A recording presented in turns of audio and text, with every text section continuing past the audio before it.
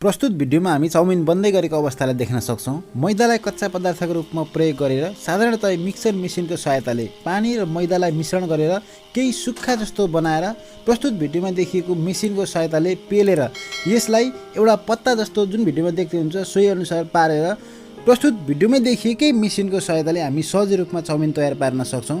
यो मेसिन साधारणतया 2 देखि 2.5 लाख रुपैयाँमा हामी सहज रूपमा खरिद गर्न सक्छौँ र चाउमिनलाई केही समय यसरी उत्पादन गरिसकेपछि बाफमा उमालेर त्यसलाई प्याकेजिङ गरेर हामी बजारसम्म लगेर सहज रूपमा बिक्री गरेर फाइदा कमाउन सक्छौँ।